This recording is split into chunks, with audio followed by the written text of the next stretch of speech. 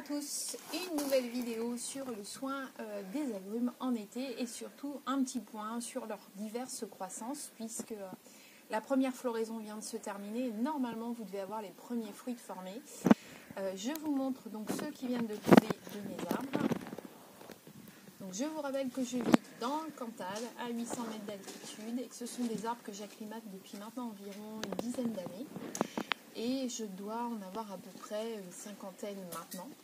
La floraison cette année s'est plutôt bien passée. On n'a pas eu d'eau. On a eu de l'eau en quantité suffisante pour pouvoir permettre un grossissement des fruits et pas trop d'eau pour éviter la chute des fleurs. Par exemple ici, on est sur un ligne de Tahiti, donc un citron vert qui présente beaucoup de citrons comme vous pouvez le voir.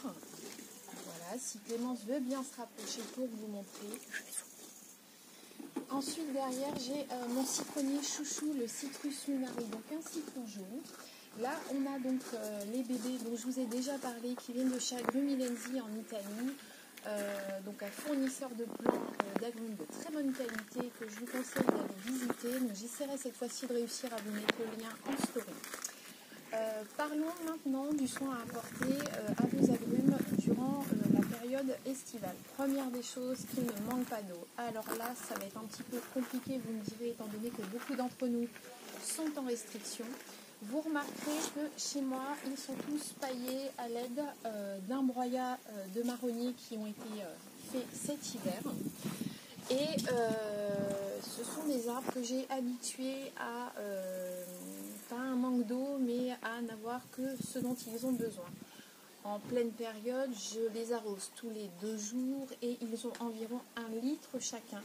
Ce qui permet aux fruits donc de grossir et d'arriver à maturité tout à fait correctement. Voici la preuve. Deuxième des choses en été, et c'est une question qui m'a été posée sur Instagram, la lutte contre les cochenilles.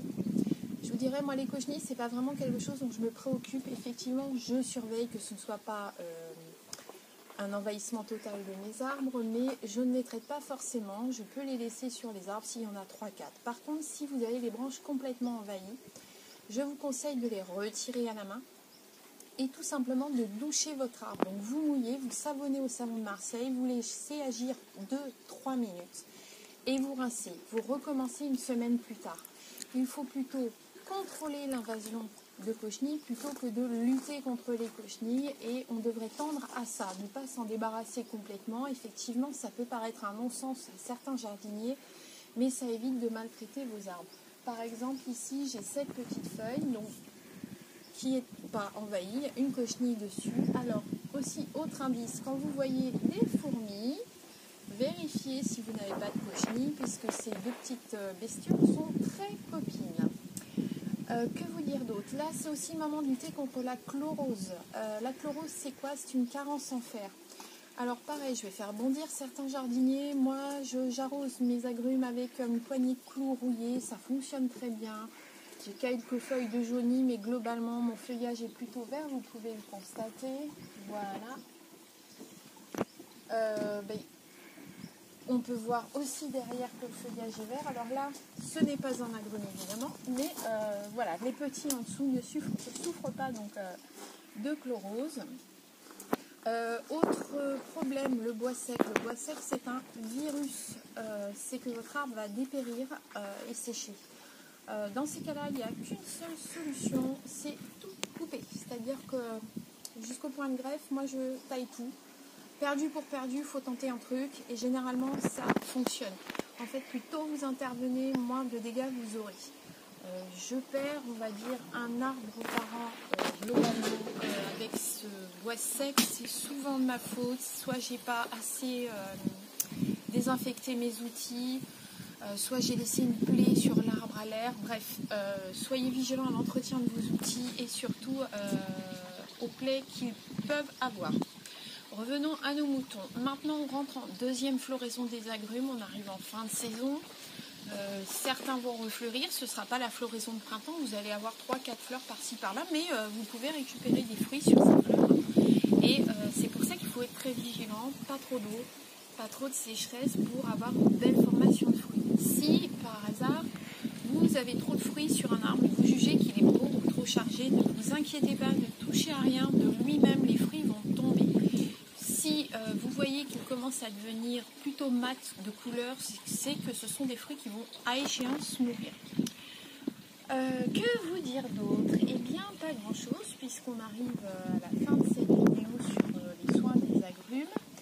Ah si, point important, c'est le moment de commencer à leur redonner une jolie forme. Donc quand je dis une jolie forme, vous vous mettez devant globalement une forme qui vous convienne esthétiquement. Les morceaux que vous récupérez, évidemment, c'est aussi le moment de faire des boutures. Je vous rappelle la technique des tronçons de 10 cm taillés en biais au bout. Un petit coup d'hormone de bouturage à ma manière. Donc quand vous grattez dans les vidéos, vous allez retrouver quelle est mon hormone de bouturage.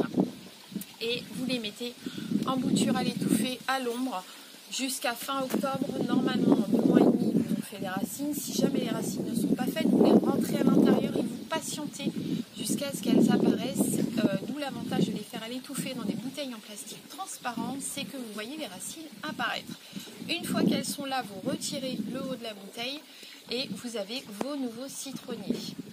Moi, je vais vous laisser en vous mettant donc le site Agrumilensi. Je vais tenter de vous mettre ça dans les commentaires, vous montrer ma récolte du jour. Donc ici, on est sur du faux stream et là, contrairement aux apparences, sur du citron vert qui a jauni, puisque je me suis aperçue qu'il était tombé hier derrière le pot. Mais il va être tout à fait consommable. Je ne peux pas vous faire sentir, mais je vous assure que par rapport au citron du commerce, c'est vraiment d'enfer.